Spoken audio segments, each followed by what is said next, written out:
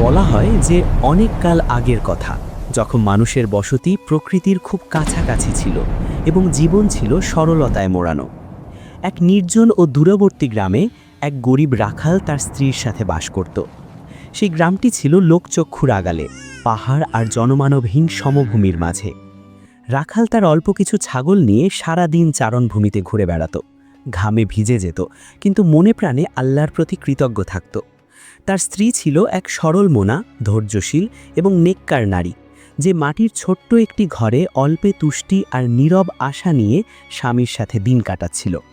বছর পেরিয়ে গেল, ঋতু বদলালো, সময় তার নানা রূপ দেখালো, কিন্তু আল্লাহ তাদের সন্তান দান করলেন না।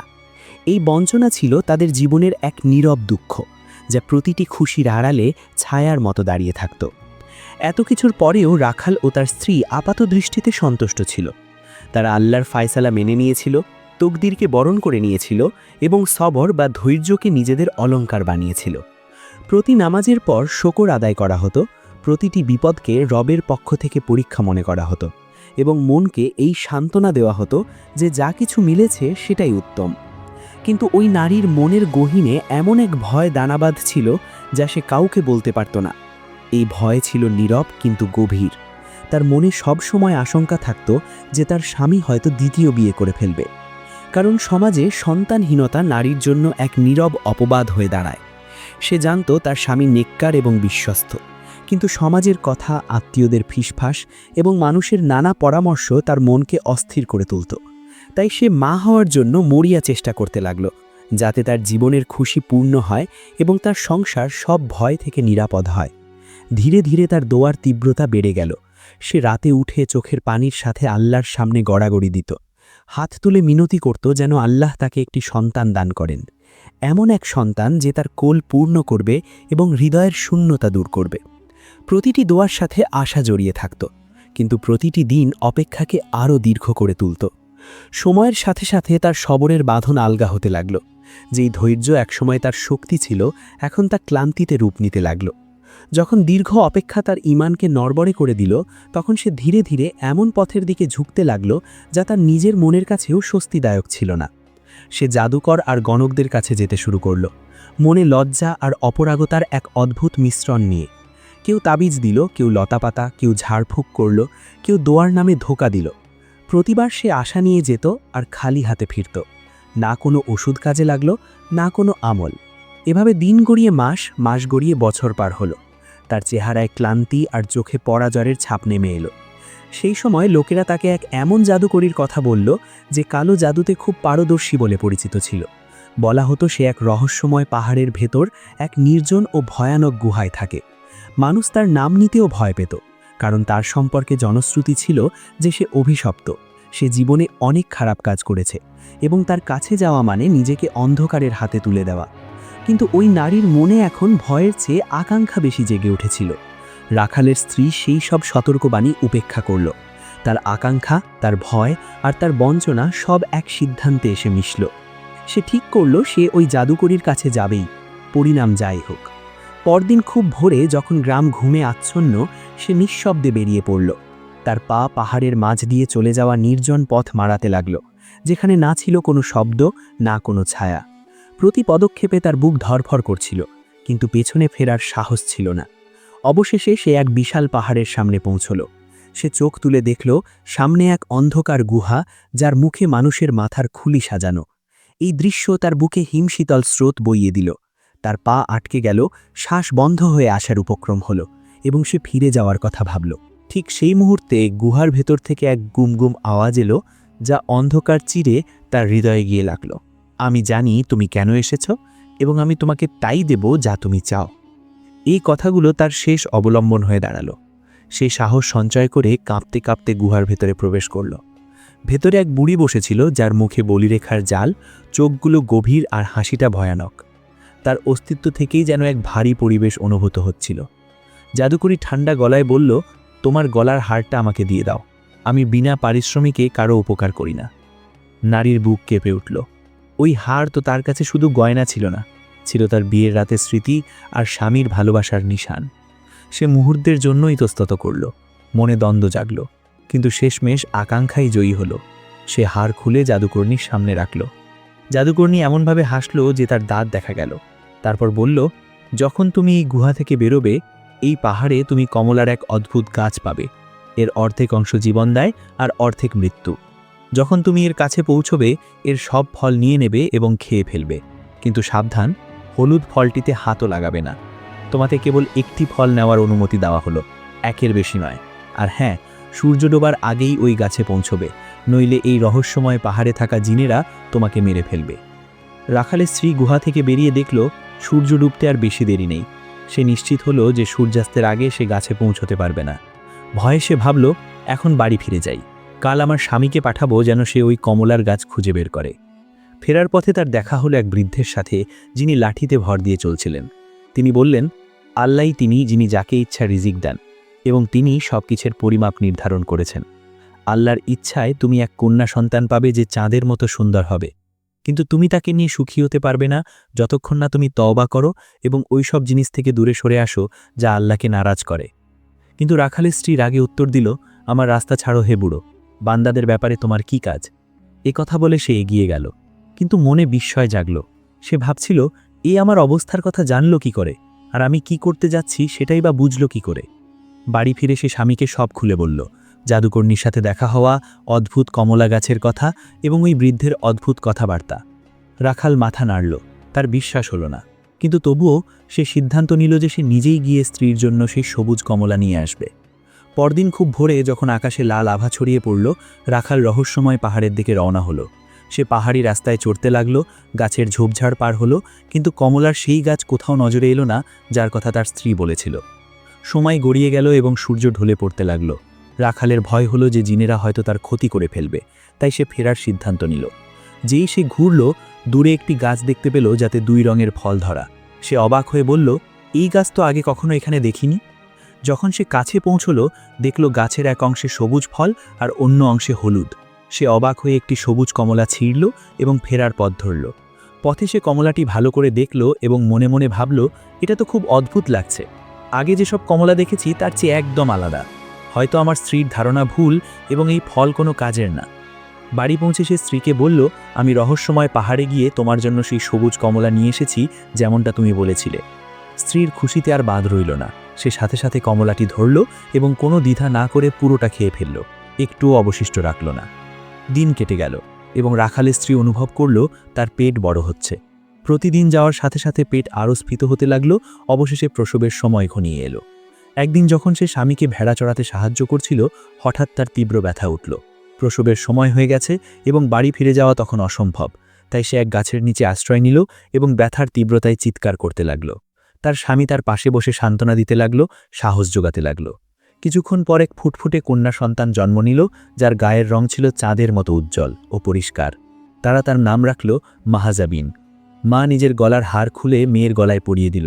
তারপর রাখালের স্ত্রী স্বামীর সাহায্যে উঠে দাঁড়ালো এবং তারা দুজনে কাছেই একটি ছোট্ট ঝিলের দিকে গেল, যাতে সে গোসল করে নিতে পারে। মেয়েকে তারা গাছের নিচেই শুইয়ে রেখেছিল। ঠিক সেই মুহূর্তে এক মা বানর সেখান দিয়ে যাচ্ছিল। সে দেখল এক ছোট্ট শিশু ক্ষুধায় কাঁদছে। বানরটির মায়া হলো, সে বাচ্চাটিকে তুলে নিয়ে মানুষের চোখের আড়ালে নিয়ে গিয়ে তাকে দুধ পান করালো এবং তারপর নিজের বাচ্চাদের সাথে উঁচু গাছে রেখে দিল। যখন রাখালের স্ত্রী ফিরে এলো, তখন তার মেয়ে সেখানে ছিল না। সে চিৎকার করে উঠল, তার বুক ধড়ফড় করে উঠল। সে কাঁদতে লাগলো এবং বলতে লাগলো, ওই বৃদ্ধ সত্য বলেছিলেন। তিনি বলেছিলেন, তুমি এক সুন্দর কন্যা সন্তানের জন্ম দেবে, কিন্তু তুমি তাকে নিয়ে সুখী হতে পারবে না যতক্ষণ না। তার বাক্য অসমাপ্ত রয়ে গেল। সে নিজেকে ভর্ৎসনা করল এবং মনে করল যে আজ তার সাথে যা হলো তা তার নিজের ভুলেরই ফল, জাদুকর আর গণকদের কাছে যাওয়ার শাস্তি। সে খুব ব্যথিত হল। সে আল্লাহর কাছে ক্ষমা চাইল এবং নিজের পাপের জন্য তীব্র অনুশোচনা অনুভব করল। সে বুঝতে পারল সে এমন লোকদের কাছে গিয়েছিল যারা নিজেদের জন্যই কোনো লাভ বা ক্ষতির ক্ষমতা রাখে না।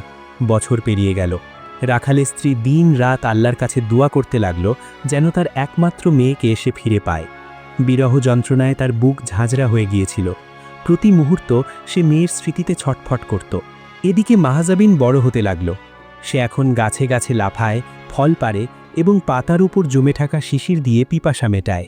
রাতে সে নিচের ঝিলে গোসল করে এবং তারপর বসে নিজের সোনালি চুলে বিনুনি করে।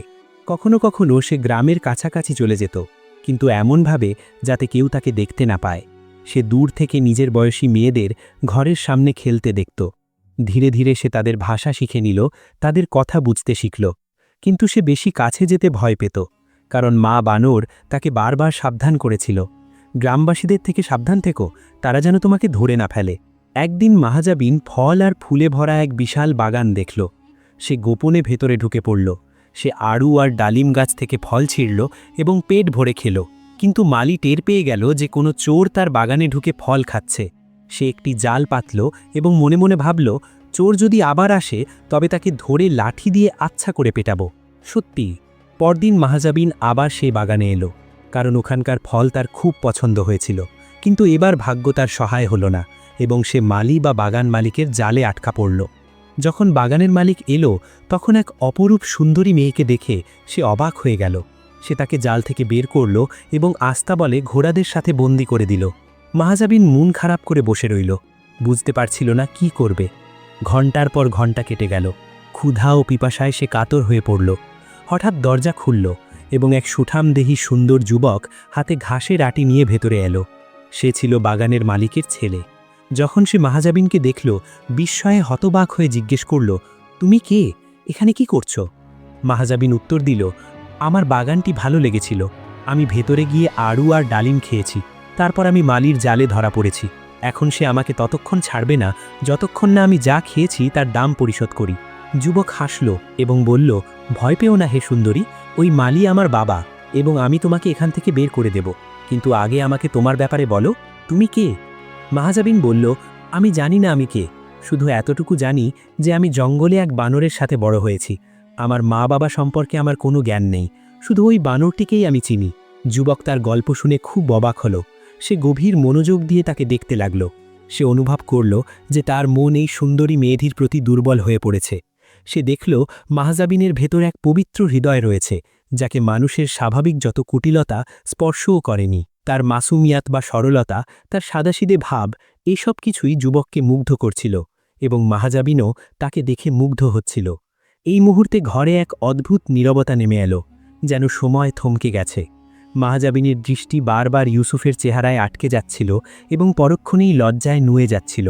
তার হৃদয়ে এক অজানা প্রশান্তি নামছিল, এমন প্রশান্তি যা সে তার পুরো জীবনে কখনো অনুভব করেনি। ইউসুফের অবস্থাও ভিন্ন ছিল না। মাহাজাবিনের সৌন্দর্য এতটাই বিস্ময়কর ছিল যে সে চাইলেও চোখ ফেরাতে পারছিল না। মাহাজাবিনের চেহারায় নিষ্পাপতার এমন এক ধুতি ছিল যা সরাসরি হৃদয়ে গেঁথে যাচ্ছিল। ইউসুফের মন অবচেতনেই সাক্ষ্য দিচ্ছিল যে এই মেয়ে সাধারণ নয়। অবশেষে সে হালকা কেশে গলা পরিষ্কার করে বলল, আমার নাম ইউসুফ এবং আমি তোমাকে সাহায্য করব, কিন্তু তার আগে আমাকে তোমার জন্য খাবার আনতে হবে।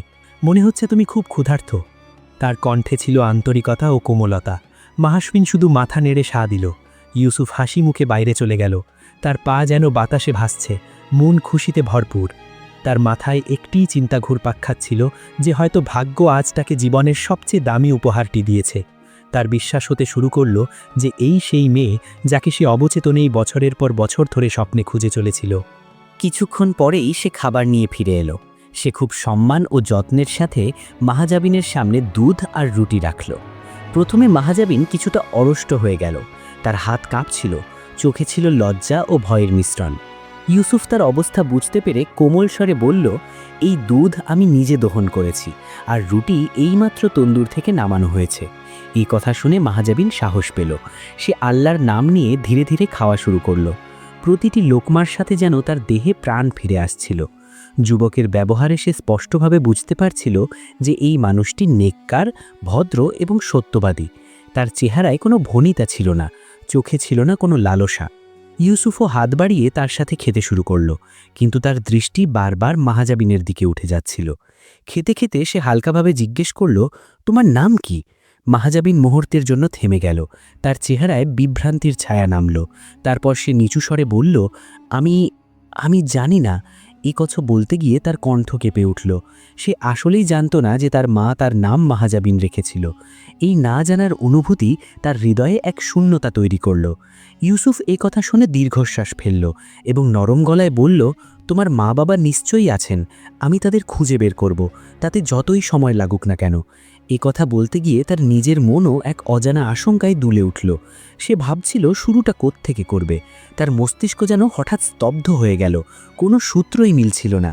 ঠিক তখনই তার নজর পড়ল মাহাজাবিনের গলায় ঝোলানো হাড়ের দিকে, যা ছিল সাধারণ কিন্তু রহস্যময়। এই হাড় কোথায় পেলে তুমি? সে মনোযোগ দিয়ে জিজ্ঞেস করল।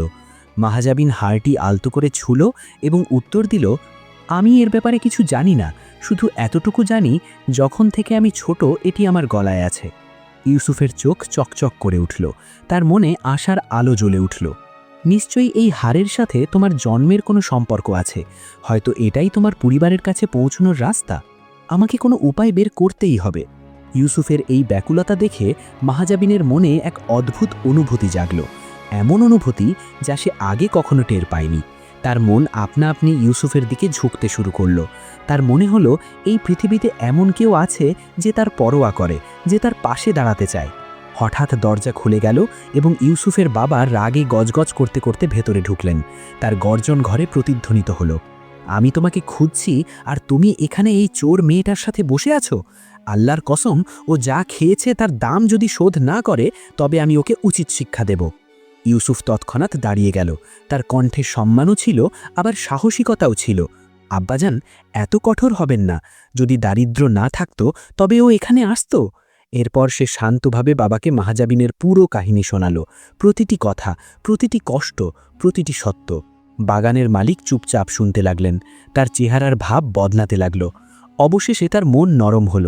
শোনো বাবা, আমি তোমাকে সাহায্য করব এই মেয়েটির পরিবারকে খুঁজে বের করতে। এ কথা শুনে ইউসুফের চেহারা খুশিতে ঝলমল করে উঠল। কিন্তু আমাদের কি করা উচিত আব্বাজান? বাবা বললেন, এই মেয়ে আমাদের এখানেই থাকবে। আমরা গ্রামে ঢোল পিটিয়ে ঘোষণা করে দেব যে যার মেয়ে হারিয়ে গেছে সে যেন আমাদের কাছে আসে। ইউসুফ, যে ছিল এক বুদ্ধিমান যুবক, সাথে সাথে বলল, কিন্তু আব্বাজান, ব্যাপারটা এত সহজ নয়। হতে পারে কোনো নিঃসন্তান দম্পতি ওকে নিজেদের করে নেওয়ার লোভে চলে আসবে। আর মাহাজাবিন তো তার আসল বাবা মাকে চিনতেও পারবে না, কারণ সে তাদের কখনো দেখেইনি। বাবা কিছুক্ষণ ভাবলেন, তারপর সিদ্ধান্তমূলক কণ্ঠে বললেন, যেই আসবে আমরা তাকে বলবো তার সন্তান হারানোর কাহিনী শোনাতে। তারপর আমরা তার কাছে কোনো নির্দিষ্ট নিশান বা প্রমাণ চাইব যা তার কথার সত্যটা নিশ্চিত করবে। এ কথা শুনে ইউসুফ আশ্বস্ত হল। সে তক্ষুনি দাসীকে হুকুম দিল মাহাজাবিনকে নিয়ে গিয়ে সবচেয়ে সুন্দর পোশাক পরাতে। তার বাবা ঘোষককে ডাকলেন এবং তাকে পুরো গ্রামে এই খবর ছড়িয়ে দেওয়ার নির্দেশ দিলেন। এদিকে রাখালের স্ত্রী নিজের ঘরে বসে তার একমাত্র হারানো মেয়েটির কথা ভাবছিল, সেই মেয়ে যাকে নিয়ে সে কখনো সুখী হতে পারেনি। তার চোখ অশ্রুতে ভরা ছিল, মন ছিল ভারাক্রান্ত। সে রোজ আল্লাহর কাছে এই দোয়াই করত যে যদি তার মেয়ে বেঁচে থাকে তবে যেন তাকে ফিরিয়ে দেওয়া হয়। এমন সময় হঠাৎ সে বাইরে ঘোষকের ডাক শুনতে পেল। ঘোষক চিৎকার করে বলছিল, যার কোনো মেয়ে অনেক দিন আগে হারিয়ে গিয়ে থাকে সে যেন শেখ হারুন বাগান মালিকের বাড়িতে আসে। রাখালের স্ত্রী যা শুনল তা বিশ্বাস করতে পারছিল না। সে আশাহত হওয়ার ভয় পাচ্ছিল, কিন্তু তবুও দ্রুত স্বামীর কাছে গেল এবং যা শুনেছে তা বলল।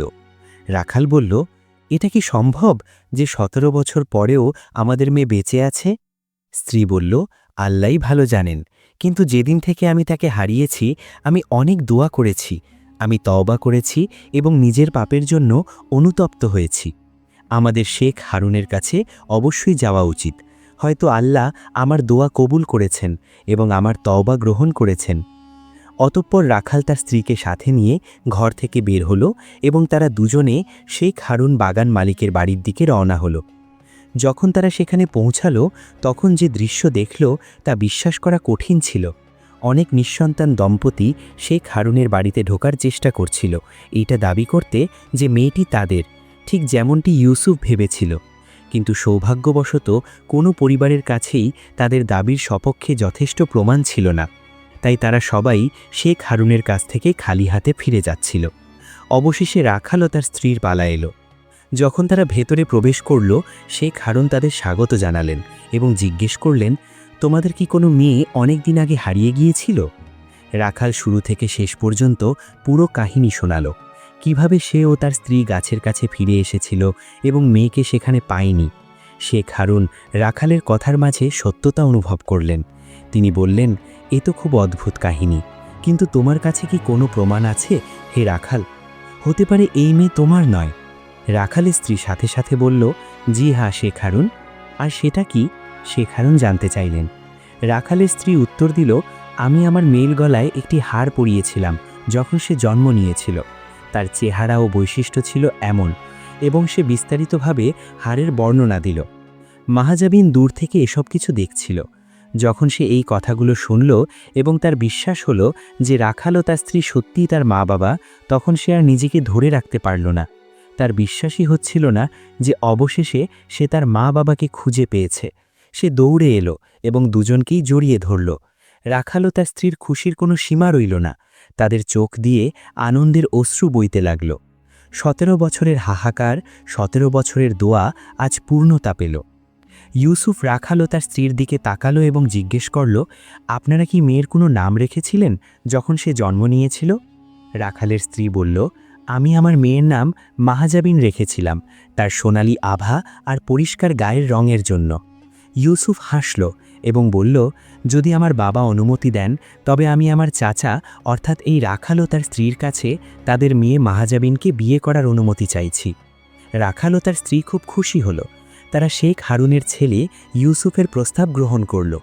কিছুদিন পর ইউসুফ ও মাহাজাবিনের বিয়ে হয়ে গেল। এক বিশাল অলিমার বা বৌভাতের আয়োজন করা হলো, যাতে পুরো গ্রামের মানুষ অংশ নিল। বিয়ের অনুষ্ঠানের সময় সেই বৃদ্ধ আবাও আবির্ভূত হলেন, যার সাথে রাখালের স্ত্রীর রহস্যময় পাহাড় থেকে ফেরার পথে দেখা হয়েছিল। তিনি রাখালের স্ত্রীকে বললেন, মোবারক হোক, তুমি তোমার মেয়েকে ফিরে পেয়েছ। রাখালের স্ত্রীর হঠাৎ মনে পড়ে গেল, ইনিই সেই বৃদ্ধ যিনি বলেছিলেন, তুমি এক চাঁদের মতো মেয়ে জন্ম দেবে, কিন্তু তুমি তাকে নিয়ে সুখী হতে পারবে না যতক্ষণ না তুমি তওবা করো এবং নিজের পাপের জন্য অনুতপ্ত হও। যখন সে মেহমানদের ভিড়ে বৃদ্ধকে খোঁজার চেষ্টা করল, তিনি গায়েব হয়ে গিয়েছিলেন। তার কোনো চিহ্নও ছিল না। কিন্তু সে বুঝতে পারল যে আল্লাহর দিকে ফিরে আসা, জাদুকর ও গণকদের কাছে যাওয়ার জন্য অনুশোচনা, এটাই সেই কারণ যা এত বছর পর তার মেয়েকে ফিরিয়ে দিয়েছে। এরপর মাহাজাবিন ও ইউসুফ সুখে শান্তিতে বসবাস করতে লাগল। আল্লাহ তাদের পুত্রকন্যা দান করলেন। কিন্তু এত কিছুর পরেও মাহাজাবিন কখনো সেই বাদরটিকে ভোলেনি যে তাকে জঙ্গলে লালন পালন করেছিল এবং এক সুন্দরী যুবতী হওয়া পর্যন্ত তার দেখভাল করেছিল। সে তার স্বামী ইউসুফকে সাথে নিয়ে মাঝে মাঝে জঙ্গলে বাদরটির সাথে দেখা করতে যেত এবং তার উপকারের স্বীকৃতি দিত। গল্পটি ভালো লাগলে আমাদের চ্যানেলটি সাবস্ক্রাইব করুন। এখানেই আজকের গল্প শেষ হলো। আল্লাহর আমানতে থাকুন এবং আমাদের পেয়ারা নবী হজরত মুহাম্মদ সাল্লাল্লাহু আলাইহি ওয়াসাল্লামের জন্য দরুদ পড়তে ভুলবেন না। আল্লাহ আমাদের সবাইকে হেফাজতে রাখুক। আমিন। সবাই কমেন্টে আমিন লিখুন।